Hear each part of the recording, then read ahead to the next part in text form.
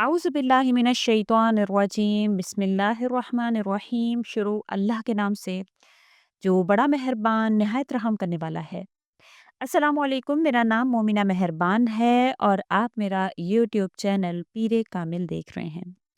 आज की वीडियो सलातुल हाजत के हवाले से इंशाअल्लाह ताला ऐसा तरीक़ा कार है जो आज सल्लल्लाहु अलैहि वसल्लम से मनकूल है।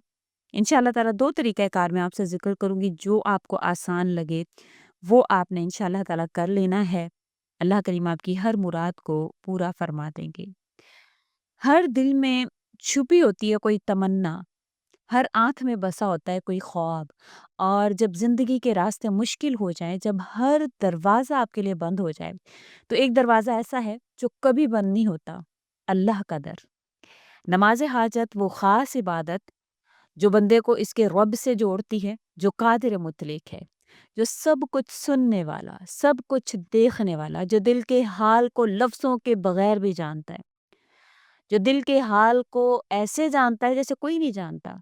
आइए, आज हम बात करते हैं उस नमाज की जो हर मुश्किल में आसानी का रास्ता बनाती है, जो हर दुआ को मकबूलियत की तरफ लेकर जाती है।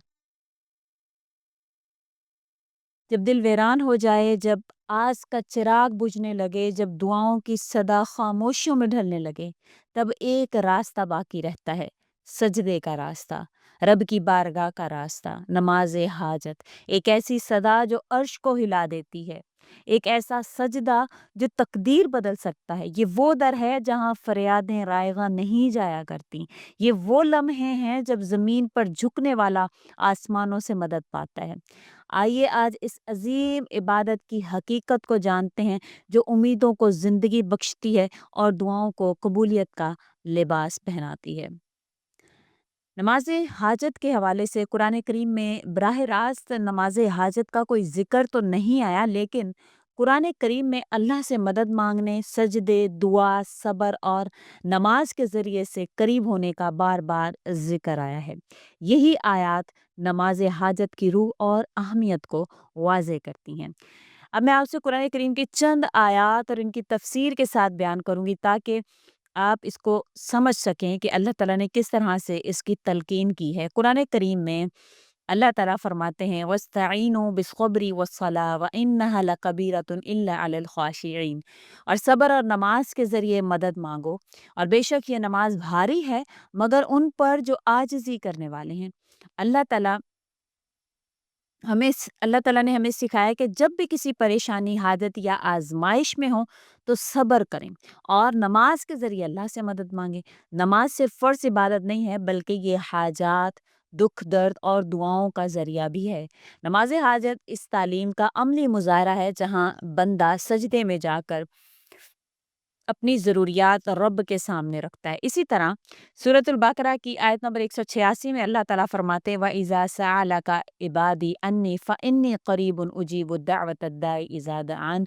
और ए नबी, जब मेरे बंदे आपसे मेरे मुतअल्लिक़ पूछें तो कह दीजिए कि मैं करीब हूँ, दुआ करने वाले की दुआ कबूल करता हूँ जब वो मुझे पुकारता है। तो इसमें अल्लाह ताला खुद ऐलान फरमा रहे हैं कि वो बंदे की दुआ सुनने वाले हैं। जब बंदा नमाज हाजत में 2 रकत नफिल पढ़कर रब से दुआ मांगता है, तो वो ये जान ले कि वो इसके रब के सामने है, जो बहुत करीब है, जो दुआ को कबूल करने वाला है। इसी तरह से सूरह गाफिर की आयत नंबर 60 में अल्लाह ताला फरमाते हैं, वकाला रब्बुकुम उदऊनी अस्तजिब लकुम।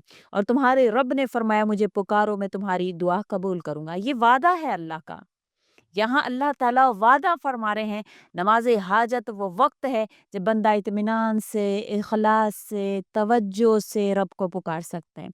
इस लम्हे रब की रहमत ख़ास होती है और दुआएं कबूलियत के करीब तर हो जाती हैं। अब इसका जो तमाम आयात का खुलासा मैं आपसे ज़िक्र कर दूँ कि नमाज हाजत एक ज़रिया है जो कुरान की तालीमात के ऐन मुताबिक है। इसमें बंदा सिर्फ नमाज नहीं पढ़ रहा होता, बल्कि दिल की गहराइयों से रब को पुकार रहा होता है। कुरान हमें सिखाता है कि अल्लाह हर इस शख्स की पुकार को सुनता है जो इखलास के साथ इसे याद करता है। नमाज हाजत इसी ताल्लुक को मजबूत बना देती है। अब हम इसकी तरगीब को हम हदीस के ज़रिया भी समझेंगे। बेशक हज़रत मोहम्मद सल्लल्लाहु अलैहि वसल्लम ने مختلف مواقع پر نماز کے ذریعے دعا مانگنے اور اللہ سے رجوع کرنے کی تعلیم دی ہے۔ تو اب اس کو احادیث کے ذریعے ہم سمجھیں گے۔ یہ ابو داؤد شریف، ترمذی اور ابن ماجہ کی حدیث ہے۔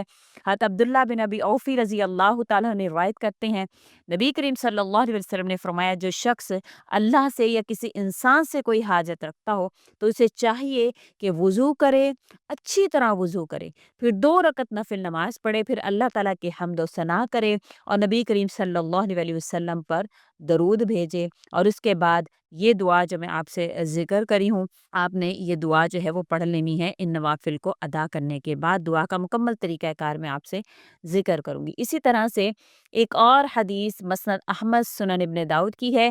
حضرت حذیفہ رضی اللہ تعالی روایت کرتے ہیں کہ جب بھی نبی کریم صلی اللہ علیہ وسلم کو کوئی مشکل درپیش ہوتی تو آپ فوراً نماز کی طرف متوجہ ہو جاتے۔ یہ سنت نبوی ہے۔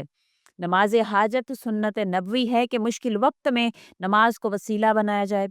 نبی صلی اللہ علیہ وسلم کا عمل خود ہمیں یہ سکھاتا ہے کہ جو دل پریشان ہو وہ سجدے میں سکون پاتا ہے۔ حضرت نعمان بن بشیر سے روایت ہے، نبی کریم صلی اللہ علیہ وسلم نے فرمایا، دعا ہی عبادت ہے۔ تو اب جب ہم نماز حاجت پڑھے ہوتے ہیں تو اس میں ہم اللہ سے دعا ہی مانگ رہے ہوتے ہیں۔ تو رسول اللہ صلی اللہ علیہ وسلم نے فرمایا ہے کہ اللہ حیا والا اور کریم ہے۔ جب بندہ اس کی طرف ہاتھ اٹھاتا ہے تو اللہ کو شرم آتی ہے کہ وہ اسے خالی ہاتھ واپس کرے۔ تو اس میں نماز حاجت کے بعد دعا کے لیے ہاتھ اٹھانے کے لیے آپ صلی اللہ علیہ وسلم نے تلقین فرمائی، جب آپ دعا کے لیے ہاتھ اٹھاتے ہیں تو یقین رکھیں کہ اللہ آپ کی آواز سن رہے ہیں اور اس کی رحمت ہر پکار پر مہربان ہوتی ہے۔ نماز حاجت نہ صرف ایک سنت نبوی ہے بلکہ ایک عظیم روحانی ذریعہ ہے جو بندے کو رب سے جوڑتا ہے۔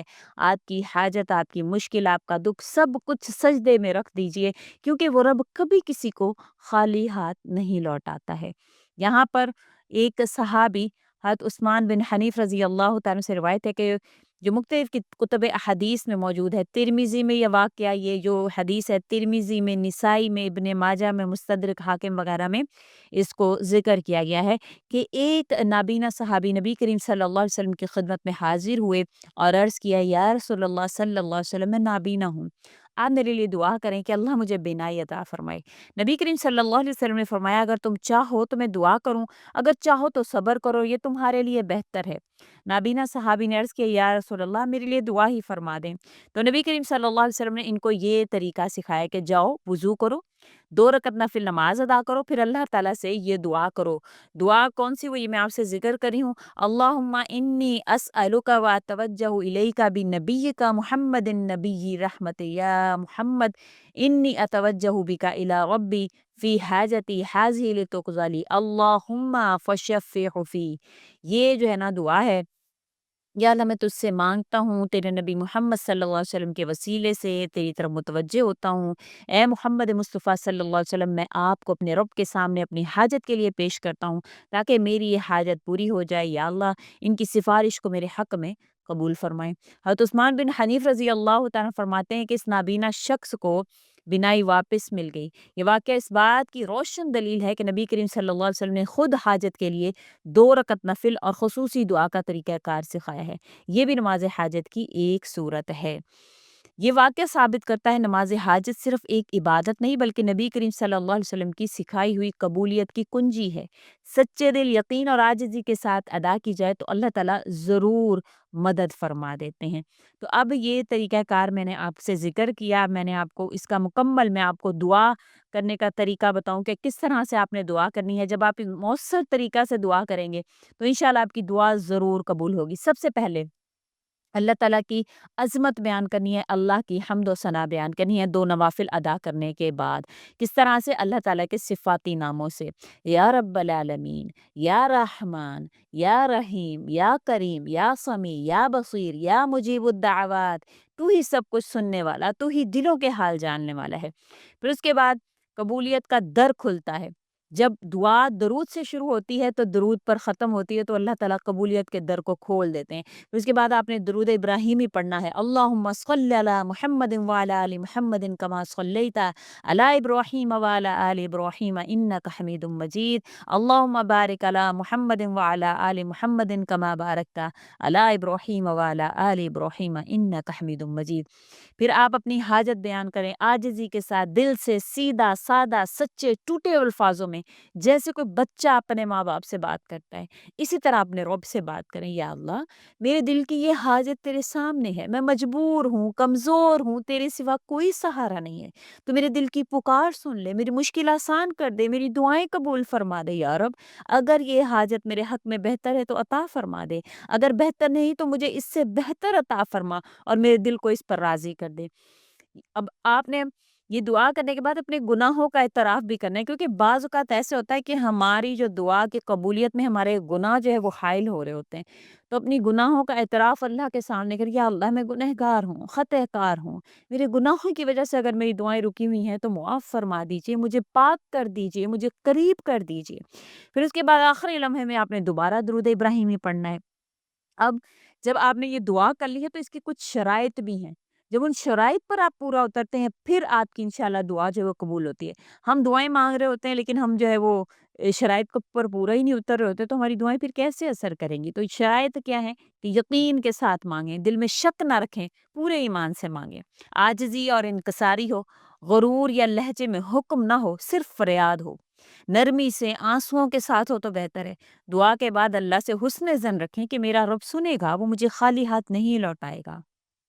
تو اب آپ نے انشاءاللہ تعالیٰ اللہ تعالیٰ سے اس طرح سے عاجزی سے مانگنا ہے، جیسے میں نے آپ سے ذکر کیا ہے، اپنے الفاظوں کو استعمال کرتے ہوئے دل کو چھو لینے والے الفاظ استعمال کریں، جیسے بچہ گڑ گڑاتا ہے کہ اے میرے رب، اے رحمان رحیم، اے مشکل کشا، اے دلوں کے حال جاننے والے، میں تیری بارگاہ میں حاضر ہوں، تیرے ہی سامنے جھکے ہوئے ہوں، تیری ہی در پر سوالی ہوں۔ یا اللہ تو سب کچھ جانتا ہے، میرے دل کی ہر خواہش، میری حاجت، میرا ہر دکھ، میری ہر خاموشی سب آپ کے علم میں ہے۔ یا اللہ تو بخشنے والا ہے، عطا کرنے والا ہے، تو ہی وہ ذات ہے جو دعا سن کر خالی ہاتھ نہیں لوٹاتی۔ یا اللہ میری یہ حاجت تیرے سپرد ہے، اگر یہ میرے حق میں بہتر ہے، میرے دین، میرے ایمان، میری دنیا آخرت کے لیے بھلائی رکھتی ہے تو اسے جلد از جلد پورا فرما۔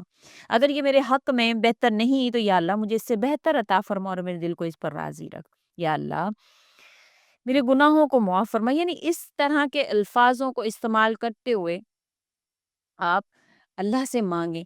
اور یہاں پر میں حضرت زکریا علیہ الصلوۃ والسلام کا واقعہ شامل کرنا چاہوں گی، حضرت ایوب علیہ الصلوۃ والسلام کا واقعہ شامل کرنا چاہوں گی۔ قرآن مجید میں ان کو بیان کیا گیا ہے، سورہ مریم اور سورہ آل عمران میں اللہ تعالیٰ نے زکریا علیہ الصلوۃ والسلام کی دعا کی قبولیت کا انتہائی ایمان افروز واقعہ اللہ نے ذکر فرمایا ہے۔ اذ نادى ربه نداء خفیا، جب اس نے اپنے رب کو آہستہ سے پکارا۔ زکریا علیہ الصلوۃ والسلام نے بڑھاپے میں کمزور جسم اور بڑھاپے کی کمزوریوں کے باوجود اولاد کی دعا مانگی۔ انہوں نے عرض کیا رب لا تذرنی فردا وانت خیر الوارثین، اے میرے رب مجھے اکیلا نہ چھوڑ اور تو سب سے بہتر وارث ہے۔ اللہ تعالیٰ نے فوراً جواب دیا، یا زکریا انا نبشرک بغلام اسمہ یحییٰ، اے زکریا ہم تمہیں ایک بیٹے کی بشارت دیتے ہیں جس کا نام یحییٰ ہوگا۔ حالانکہ ان کی اہلیہ بانجھ تھیں اور وہ خود بھی ضعیف ہو چکے تھے، لیکن دعا کا یقین، عاجزی اور امید نے اللہ کی رحمت کو کھینچ لیا اور اللہ نے معجزاتی طور پر انہیں حضرت یحییٰ علیہ الصلوۃ والسلام عطا فرمائے۔ اب اس واقعے سے میں یہ سبق ملتا ہے کہ جب دعا دل سے، یقین سے، عاجزی سے مانگی جائے تو دیر ہو سکتی ہے مگر رب کی رحمت سے مایوسی نہیں ہونی چاہیے۔ ناممکن انسان کے لیے ہوتا ہے، اللہ تعالیٰ کے لیے سب کچھ ممکن ہے، اللہ کے لیے کچھ ناممکن نہیں ہے۔ اگر آپ چاہیں تو آپ اللہ سے کچھ بھی منوا سکتے ہیں۔ اب میں ایک اور ایمان افروز واقعہ، روح پرور واقعہ آپ سے ذکر کرنا چاہوں گی، ایوب علیہ الصلوۃ والسلام کی دعا کی قبولیت کا۔ حضرت ایوب علیہ الصلوۃ والسلام ایک عظیم نبی تھے جنہیں اللہ تعالیٰ نے بے شمار آزمائشوں میں ڈالا۔ ان کا جسم بیمار ہو گیا، مال و دولت ختم ہو گئی، اولاد فوت ہو گئی، کوئی سہارا نہیں رہا، لیکن انہوں نے صبر کا دامن نہیں چھوڑا۔